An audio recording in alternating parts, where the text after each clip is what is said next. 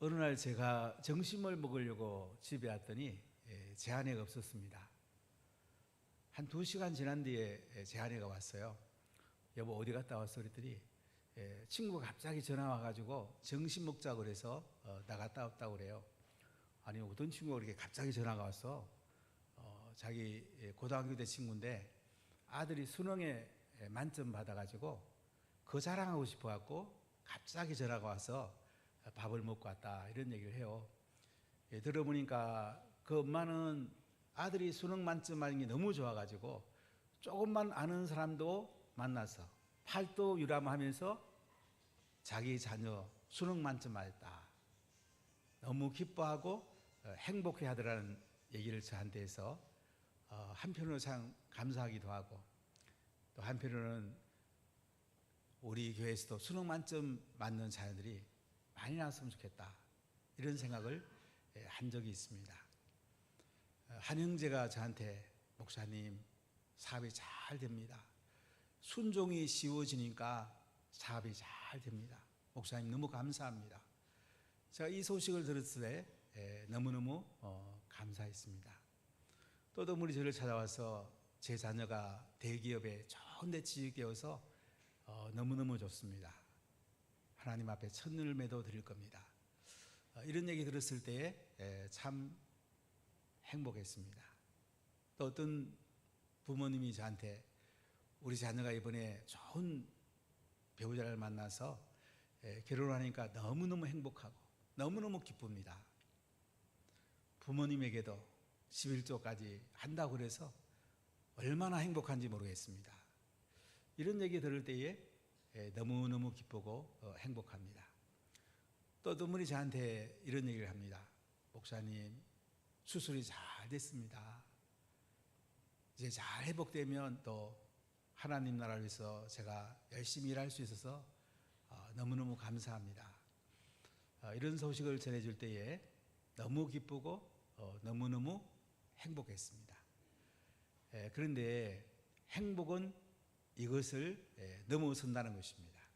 진정한 행복은 상황을 넘어서는 것입니다. 행복은 선택에 달려 있습니다. 행복은 하나님의 선물이고 하나님이 주신 쪽을 선택하면 행복하게 되고 나를 중심으로 선택하면 행복을 빼앗기게 됩니다. 제가 대학교 다닐 때에 데일 카네기의 전집 8권은 열심히 읽은 적이 있습니다. 다 잊어버린데 한 가지가 기억납니다. 기뻐하라. 그러면 기쁘게 될 것이다. 아무리 지금 환경이 어려워도 기뻐하라. 그러면 기쁘게 된다. 나중에 보면 성경 이야기예요. 그러나 그때 저는 그 한 구절이 저에게 굉장히 와닿았습니다. 우리 인생에는 선택이 중요합니다. 하나님 편을 선택하면 항상 기쁘고 행복하고 내 편을 선택하면 행복한 것 같지만은 진짜 행복이 솟아오르지 않는 것을 경험하게 됩니다. 사람들을 힘들게 하는 것이 몇 가지가 있는데요. 행복에 방해되는 요소가 짜증스러운 것입니다. 짜증이 나면 행복할 수 없겠죠. 그 다음에 힘든 사람과의 인간관계 참 쉽지 않죠. 까탈스러운 사람과 인간관계 참 어렵습니다. 그리고 스트레스, 많은 스트레스가 암을 가져오고 행복을 빼앗아갑니다. 그리고 많은 문제들입니다. 우리 문제에 부딪힐 때에 기쁨을 빼앗기고 행복을 빼앗길 수가 있습니다. 근데 바울은 이 행복을 빼앗아가는 4가지 상황에 직면해서도 행복할 수 있는 습관을 우리에게 오늘 말씀하고 있습니다. 바울이 기쁨에 가득 차가지고 빌립보서를 통해서 감옥 속에 있는 사람이 밖에 있는 빌립보 성도들에게 어떠한 상황에서도 기뻐하고 기뻐하라. 기쁨을 누리는 습관이 곧 행복인 것을 우리에게 오늘 말씀하고 있습니다. 바울은 3차 선교여행 갔다 오다가 가이사라에서 구금이 돼가지고 2년 동안 감옥살이를 합니다. 황제 가이사에게 상소해서 로마로 이제 배를 타고 가게 됩니다. 유라굴로 광풍을 만나가지고 배가 파손되고 많은 고생을 합니다. 로마에 도착해서는 바로 셋집에 갇혀서 가택연금이 돼가지고 2년 동안 감옥 생활을 합니다. 사도행전 끝부분 28장 30절 31절을 같이 읽어보겠습니다. 바울이 온 이태를 자기 셋집에 머물면서 자기에게 오는 사람을 다 영접하고 하나님의 나라를 전파하며 주 예수 그리스도에 관한 모든 것을 담대하게 거침없이 가르치더라. 아멘. 바울은 로마에 복음 전하고 싶어 갔는데 제소의 몸으로 가서 2년 동안, 이태 동안 셋집에 갇혀 있습니다. 찾아오는 사람에게 복음 전할 수 있는 자유로움은 어느 정도 있었습니다. 그러나 쇠사슬에 묶여 있었습니다. 하나님 나라를 가르치고 주 예수에 관한 모든 것을 가르쳤습니다. 바울은 쇠사슬에 묶여 있었지만은 행복했고 기뻤습니다. 만나는 사람마다 복음 전하는 것이 너무너무 기뻤습니다. 빌립보서를 읽어보면 4장으로 되어 있는데 기쁨이란 말이 15번 나옵니다. 짧은 편지에서 기쁨이라는 단어가 15번이 나와요. 어떠한 환경 속에서도 기쁨을 선택하면 기쁘고 행복하다는 것입니다. 행복은 하나님의 선물이고 예수 그리스도 안에 있는 최고의 은혜입니다. 바울은 빌립보 성도들에게 문안 인사하면서 1장 2절에 이렇게 말해요. 하나님 우리 아버지와 주 예수 그리스도로부터 은혜와 평강이 너에게 있을지어다. 은혜, 예수님과 나와의 관계가 연결되는 것. 예수님 믿기 전에는 예수님과 나의 관계가 막혔어요. 예수님과 나의 관계가 연결됐기 때문에 이제는 하나님 은혜가 흘러 들어옵니다. 하늘나라에 좋은 것들이 쏟아져 들어옵니다. 평강이 흘러 들어옵니다. 은혜와 평강이 너에게 있을지어다. 이렇게 편지 서두에 문안 인사합니다. 은혜와 평강은 내 노력으로 되는 거 아니고 하나님을 신뢰함으로 예수님을 믿음으로 하나님 주시는 선물이에요. 기쁨은 하나님으로부터 오는 거예요. 행복은 하나님부터 오는 거예요. 우리가 선택하는 습관이 중요합니다. 기쁨을 선택하면 기쁘게 되고 행복을 선택하면 행복하게 됩니다. 어떤 상황에서도 우리가 어떻게 하면 기뻐하고 행복할 수 있을까요? 기쁨을 선택하고 행복을 선택하면 기쁘고 행복하게 됩니다. 하나님 아버지와 예수 그리스도 편에 서면 은혜와 평강이 우리에게 밀려오는 것입니다. 바울은 스트레스 받고 까탈스러운 사람의 감시 아래에서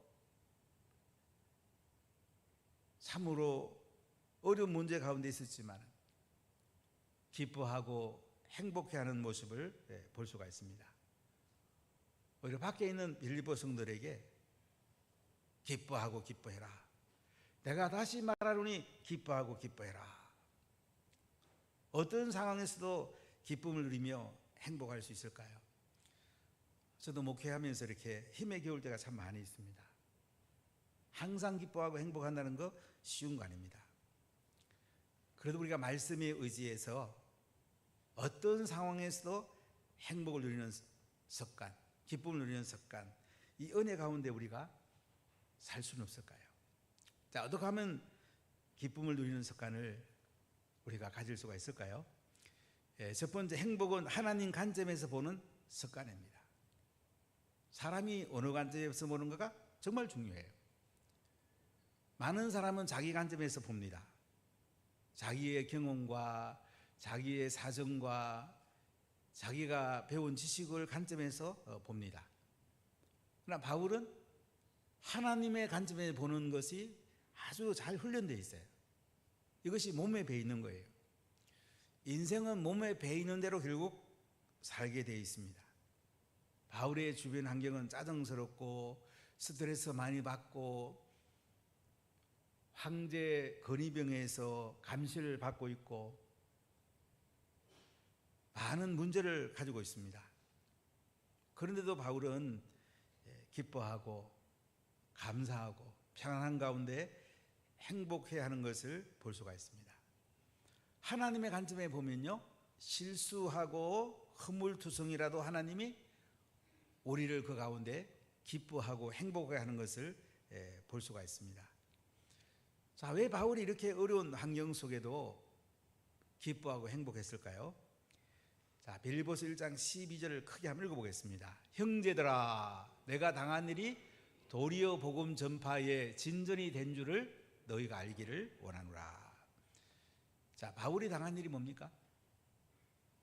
복음 전하다가 지금 쇠사슬에 묶여 있는 것입니다. 가택연금되어 있는 것입니다. 찾아오는 사람은 어느 정도 만날 수 있지만은 육체적 자유가 없는 이런 상황에 놓인 것. 내가 당한 일이 도리어 복음 전파에 진전이 된 줄을 너희가 알기를 원하노라. 바울이 쇠사슬에 묶여 있는 것이 복음 전하는데 도움이 됐답니다. 자, 이게 무슨 뜻일까요? 바울은 복음 전하는 게 가장 소원이었고, 그 당시 오늘날 미국과 같은 로마 세계 중심지였습니다. 모든 길은 로마로 통한다고 할 정도로 로마는 강대한 나라였습니다. 세계에 가장 영향력을 최고 미치는 나라였습니다. 바울은 로마에 가서 복음 전하고 땅끝이라 생각되는 스페인까지 가서 복음 전하기를 원했습니다. 로마의 콜로세움 원형 경기장에서 대형 집회도 하고 싶었을 것입니다. 바울이 도착한 이 로마는 이제 셋집에 연금돼 갖고 쇠사슬에 묶여 있지만은 그는 찾아오는 사람들에게 복음을 전했고, 심지어 자기를 쇠사슬에 묶어 갖고 지키고 있는 간수들, 황제 근위병들에게도 복음을 전합니다. 그래서 복음에 진전이 있었다고 그래요. 진전이란 말은 헬라 원어를 찾아보니까 프로콥토라는 단어를 쓰는데, 원래 군인이 앞에 있는 나무들을 베고서 나아가는 것을 말합니다. 그러니까 앞에 있는 장애물들을 베고서 나아가는 것이 프로콥토, 전진하는 거예요. 바울은 많은 장애물이 있었지만은 그 가운데도 하나님 나라를 전하고 주 예수 그리스도의 복음을 전한 걸 볼 수가 있습니다. 황제의 근위병들은 4시간마다 교대로 바울을 감시했습니다. 황제 근위대들에게 바울이 복음 전할 수 있는 황금어장이었습니다. 그래서 바울은 형제들아, 내가 당한 일이 도리어 복음 전파에 진전이 된 줄을 너희가 알기를 원하노라. 빌립보 성도들이 바울이 옥에 갇혔다니까 많이 걱정했겠죠.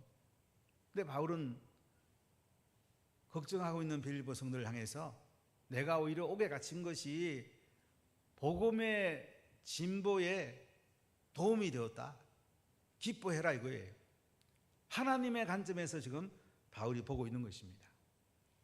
4시간마다 황제 근위병들이 교대했다면 2년 동안 계산해 보니까요, 4,380번 정도 황제 근위병에게 복음 전할 수가 있었습니다. 참 놀라운 일은 빌립보서 4장 22절에 보면 모든 성도들이 너에게 문안하되 특히 가이사의 집 사람들 중 몇이니라. 이 가이사의 집 황제의 집에 몇 사람이 예수 믿게 된 거예요. 어떻게 가능했을까요? 황제 근위병들에게 복음 전했더니 가이사의 집까지 복음이 들어가는 것을 볼 수가 있습니다. 참 놀라운 일이죠. 그러니까 바울은 쇠사슬에 묶여서 가택에 연금되어 있지만은 빌립보 성도를 향해서 내가 당한 일이 오히려 복음 전파의 진전에 도움이 되었다. 빌립보서 1장 13절 읽어볼까요? 이러므로 나의 매임이 그리스도 안에서 모든 시대 안과 그 밖의 모든 사람에게 나타났으니. 나의 매임은 세상에 묶여 있는 거예요. 모든 시위대란 말은 황제 근위대를 시위대라고 표현됩니다. 그리스도 안에서 모든 시위대 안과 그 밖에 모든 사람에게 바울의 사슬에 매인 것이 오히려 복음 전하는 것에 도움이 됐다는 거예요. 참 놀라운 은혜죠. 보통 사람이 감옥에 갇혔다면 복음 전하기보다는 어떻게 하면 빨리 밖에 나갈 수 있을까? 변호사를 사고 빨리 밖에 나가는 데 관심이 많을 것입니다. 그러나 바울은 수사살에 묶여있지만은 그의 보는 관점은 어떻게 하면 여기서 황제 근위병들에게 복음 전하고 찾아오는 사람들에게 복음을 전하고 하나님의 관점에서 모든 환경을 바라보고 있는 것입니다. 그래서 이러므로 나의 매임이 그리스도 안에서 모든 시대 안과 그 밖의 모든 사람에게 나타났다. 빌립보서는 4장 104절로 되어 있습니다. 예수 그리스도라는 단어하고 예수 그리스도 아니란 말이 51번이 나옵니다. 그러니까 바울을 쇠사슬을 묶어뒀지만은 바울은 그 쇠사슬 안에 묶인 게 문제가 아니고 나는 예수 그리스도 안에 있다. 쇠사슬에 묶인 건 나한테 아무 큰 어려움 아니다. 난 예수님 안에 있기 때문에 나는 항상 기쁘고 이 기쁜 복음을 전하는 것이 너무 행복하다. 이렇게 말하고 있습니다. 제가 대학교 3학년 때에 인생에 대한 고민을 많이 하다가 그 당시 민주화운동에 제일 선봉했었던 함석근 선생님을 찾아뵈러 간 적이 있습니다.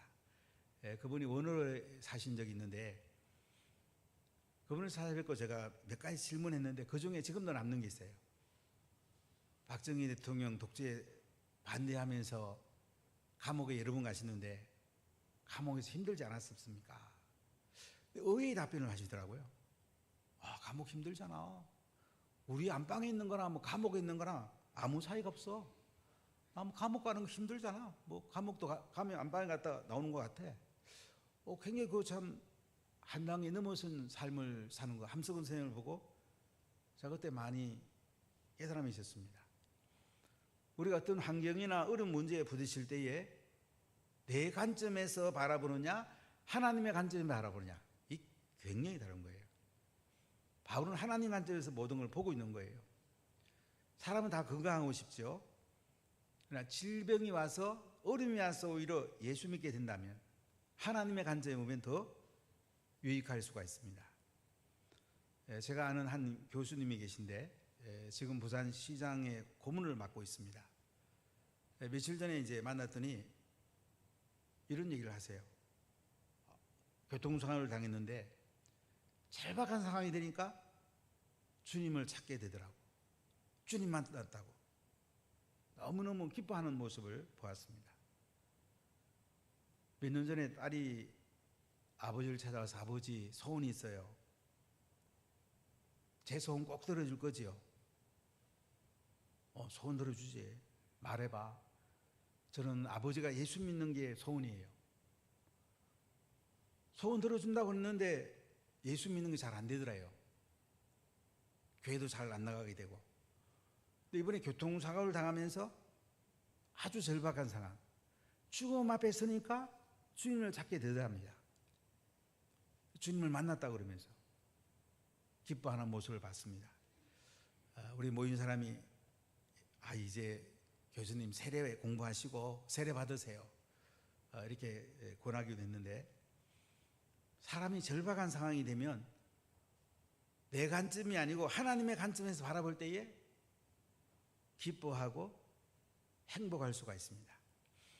오늘 빌립보서 1장 14절을 크게 읽어보겠습니다. 형제 중 다수가 나의 매임으로 말미암아 주 안에서 신뢰함으로 겁없이 하나님의 말씀을 더욱 담대히 전하게 되었노니라. 자, 형제 중 다수는 누굴 말하냐면 로마에 있는 성도들을 말합니다. 바울이 전한 복음 전하는 성도도 있겠고 로마에 있는 기독교인들, 바울의 소식을 듣고 바울이 쇠사슬에 묶여 있는 것을 알고 있는 기도했을 것입니다.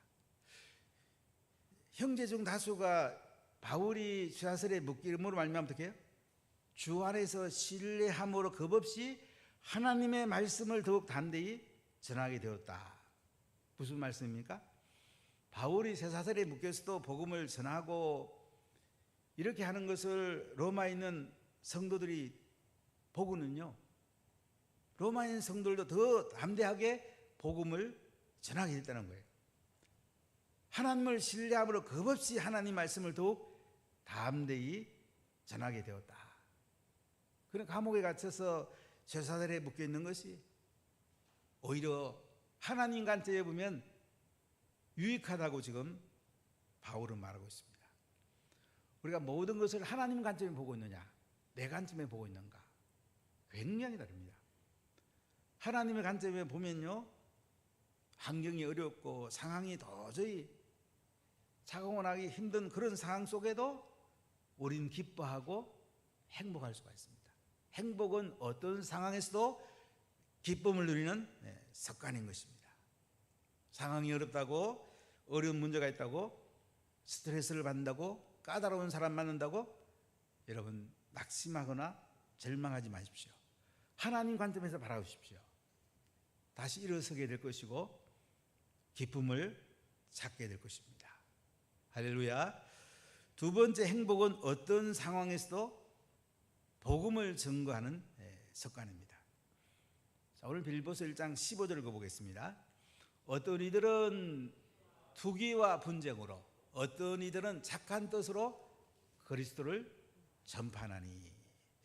자, 어떤 사람은 투기와 분쟁으로 그리스도를 전파합니다. 어떤 사람은 착한 뜻으로 그리스도를 전파합니다. 투기와 분쟁이라는 말은 뭐죠? 질투하고 시기하고 또 다투고 순전하지 못한 마음으로 그리스도를 전파합니다. 바울이 지금 쇠사슬에 묶여서 황제의 재판을 기다리고 있습니다. 투기와 분쟁으로 그리스도를 전파한다는 말은 뭐냐면 바울의 재판에 불리하게 만들려고 투기와 분쟁으로 그리스도를 전파하는 거예요. 이렇게 해서 소요가 일어나면 바울에게 불리한 재판이 될 수가 있습니다. 이렇게 그리스도를 전파하는 사람이 있어요. 착한 뜻으로 복음을 전하는 사람은 순수한 마음으로 하나님 나라 확장을 위해서, 지도자 바울을 세워주기 위해서, 예수님의 영광을 위해서 복음 전하는 사람이 있습니다. 자, 이 두 종류의 사람을 이야기하면서 바울은 어떻게 전해지든지 복음만 전해진다면 바울은 기뻐한다고 말하고 있습니다. 한국 교회를 보면 교단이 많이 분열되었습니다. 물론 교단 분열된 것이 아픔이 있고 잘못된 것도 많습니다. 근데 이것 때문에 또 복음도 열심히 전한 면도 있습니다. 긍정적인 면도 좀 있는 걸 볼 수가 있는데요. 오늘 빌립보서 1장 16절 17절을 같이 읽어보겠습니다. 이들은 내가 복음을 변정하기 위하여 세움을 받은 줄 알고 사랑으로 하나, 그들은 나의 매임에 괴로움을 더하게 한 줄로 생각하여 순수하지 못하게 다툼으로 그리스도를 전파하느니라. 바울이 잘 복음을 변정하도록 세움을 받은 줄 알고 사랑으로 이렇게 복음 전하는 사람이 있고요. 또 바울의 매임에 괴로움을 더하게 하려고, 소유를 일어나게 해서 재판을 불리하게 하려고 순수하지 못하게 다툼으로 그리스도를 전파하는 사람도 있었습니다. 자, 그런데 바울은 여기에 대해서 뭐라고 말하는지 볼까요? 1장 18절을 크게 읽어보겠습니다. 그러면 무엇이냐? 거칠애로 하나 참으로 하나 무슨 방도로 하든지 전파되는 것은 그리스도니 이로써 나는 기뻐하고 또한 기뻐하리라. 거칠애는 속과 겉이 다른 것입니다. 참으로 하는 것은 속과 끝이 같은 거예요. 속과 끝이 다르게 하나, 속과 끝이 같이 하나, 무슨 방도로 하든지 전파되는 것은 그리스도니까 나는 기뻐하고 기뻐한다. 재판에 불리하게 작용되는 한이 있더라도 그리스도가 전파된다면 기뻐하고 기뻐한다. 바울은 이렇게 고백을 하고 있습니다. 바울은 어떠한 사정에서도 복음이 전해진다면 기뻐했던 것입니다. 행복이란 것은 어떠한 상황 속에서도 복음을 증거하는 습관이, 이게 행복입니다. 서유에도 어떤 분은 막 복음 전하러 가는 그 발걸음이 날아가는 것 같아요. 선물 주는 걸 제가 이렇게 복음 전하는 현장을 보면 막 날아가서 그냥 좀 천사처럼 이렇게 해요. 걷는 거 보면 날아가는 것 같아. 복음 전하는 발걸음이 아름다운 발걸음이라고 했잖아요. 복음 전하면 행복해요. 예수 안 믿는 사람들에게 복음 전하는 거 가장 복된 거예요. 아무도 안 믿을 수도 있어요. 그러나 복음 전하려고 선물 하나 주는 거, 예수님 이름 한번 부르는 거, 그 사람에게 발걸음 온 그 자체가 기쁨을 주고 행복을 줍니다. 오암동에서 2년 반 동안 거리 전도를 해본 적이 있어요. 스피커 갖고 나가서 찬송하고 이렇게 해봤는데, 만장의 전도제를 뿌렸는데 딱 한 명이 예수 믿었어요. 나가서 열매 없을 때가 대부분이에요.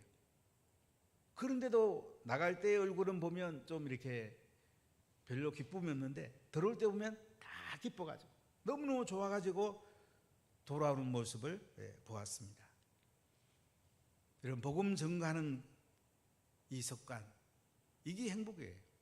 어떠한 상황이 되더라도 한번 예수 이름 한번 말하는 거, 이것이 행복이에요. 해운도 구청장을 만났더니 이런 얘기를 해요. 동별로 가서 이렇게 간담회를 하면서 첫사랑 물어보더래요. 그래서 자기는 교회에서 오빠, 동생 이런 관계로 맺었고 우리는 예수님 안에서 너무 행복하다고. 그래서 예수님도 복음 전했다고 그래요.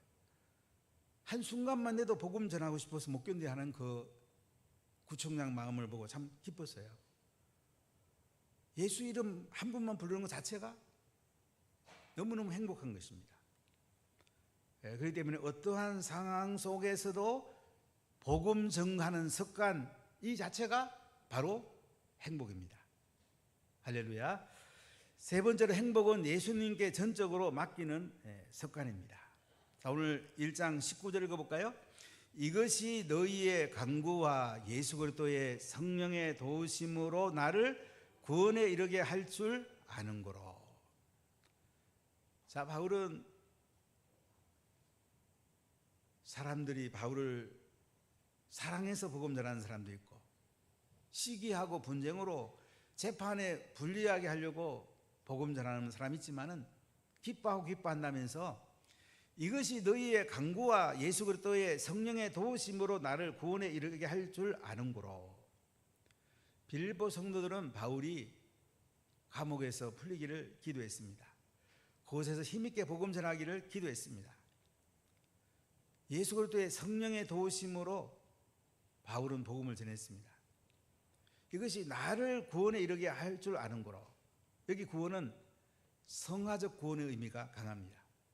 그러니까 복음 전하고 기도하면서 쇠사슬에 묶여서 하나님 나라 관점에서 바라보고 복음 전가하는 이 바울에게 하나님 형상이 점점 닮아지는 것입니다. 예수님을 닮아가는 것입니다. 이것이 기쁨이고 이것이 행복이었습니다. 바울은 모든 것을 하나님께 맡기고 하나님 형상을 닮아가는 데다가 인생의 초점을 맞췄어요. 그럼 하늘의 상이 크죠. 이게 행복이라는 거죠. 자, 20절 같이 읽어볼까요?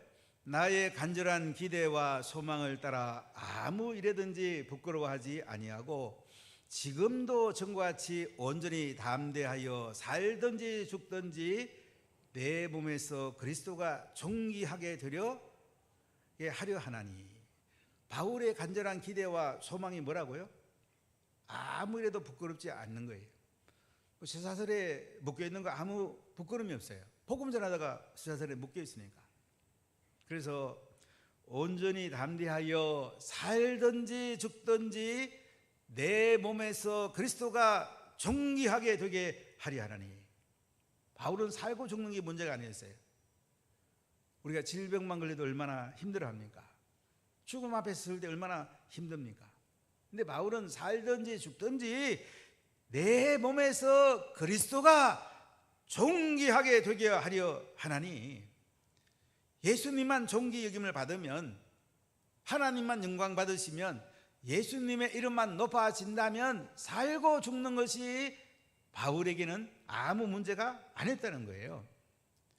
21절 읽어볼까요? 이는 내게 사는 것이 그리스도니 죽는 것도 유익함이라. 바울은 살았어도 그리스도를 위해 살고 예수님께 전적으로 맡기고 살고 죽는 것도 유익하다. 죽어도 괜찮다. 죽음을 통해서 하나님께 영광이 된다면, 유익하다면 죽는 거 참 기쁘고 감사한 일이다. 이렇게 고백을 합니다. 예수님께 전적으로 맡기는 습관이 있는 바울의 모습을 여기서 우리가 볼 수가 있습니다. 사랑하는 성도 여러분, 우리가 어떤 관점을 갖는가가, 습관을 갖는 그렇게 중요해요. 하박국 3장 17절 18절에 이렇게 말합니다. 비록 무화과 나무가 무성하지 못하며 포도나무에 열매가 없으며 밭에 먹을 것이 없으며 우리의 양이 없으며 외양간에 소가 없을지라도 나는 여호와로 말미암아 즐거워하며 나의 구원의 하나님으로 말미암아 기뻐하려다. 하나님 그분으로 말미암아 기뻐하고 즐거워하는 것, 이것이 진정한 기쁨이고 행복하다는 것입니다. 우리의 상황은 언제든지 바뀔 수가 있고요, 안 좋은 문제들이 일어날 수가 있습니다. 그 안에도 우리는 기뻐하고 행복할 수 있다는 거예요. 빅터 프랭클이라는 분이 유대인인데요, 의미요법이라는 것을 만들었습니다. 정신과 의사였는데요, 아우슈비츠 수용소에서 온 가족과 친구들이 가스실에서 죽는 것을 보게 됩니다. 절망과 두려움에 사로잡힙니다. 허구한 날 나치 군합 발질에 채이고 결혼 반지도 빼앗기고 모든 걸 다 빼앗깁니다. 놀랍게도 자신이 아무것도 가질 수 없는 바로 그때에 하나님이 주신 삶의 의미와 목적을 깨닫게 됩니다. 하나님이 주신 삶의 의미와 목적을 선택하면 그 누구도 그 무엇도 빼앗아 갈 수 없음을 깨닫게 됩니다. 그때부터 그는 살아야 할 이유와 하나님이 내게 향하신 하나님 목적에 초점을 맞추는 삶을 사는 의미와 자세를 누구도 빼앗아 갈 수 없음을 깨닫고 의미요법, 로고테라피라는 것을 개발해 갖고 고통 속에 있는 수많은 사람들을 살리게 됩니다. 사랑하는 여러분, 전적으로 내 삶을 하나님께 맡기고 나면 살고 죽는 것이 하나님께 있으니까 우리는 기뻐하고 행복할 수가 있는 것입니다. 사랑하는 누나 가족 여러분, 바울은 지금 수사살에 묶여 있습니다. 그곳에서 그는 하나님을 바라봅니다. 복음을 전합니다. 어떤 사람은 바울을 사랑하며 복음 전하고, 어떤 사람은 투기하고 분쟁하며 그리스도를 전합니다. 자기 재판에 불리하게 되더라도 그리스도가 전파된다면 기뻐하겠다고 합니다. 살든지 죽든지 그리스도만 존귀하게 된다면 기뻐한다고 바울은 오늘 고백하고 있습니다. 행복은 어떠한 상황 속에서도 기쁨을 누리는 습관입니다. 하나님의 관점에서 보는 습관, 어떤 상황에도 복음을 전하는 습관, 예수님께 전적으로 맡기는 습관, 행복은 습관입니다. 우리가 이런 습관을 가짐으로 어떠한 상황에서도 살든 죽든지 그리스도를 존귀하게 드리고 기뻐하고 행복해 하는 여러분들이 다 되시기를 예수님 이름으로 간절히 축복합니다.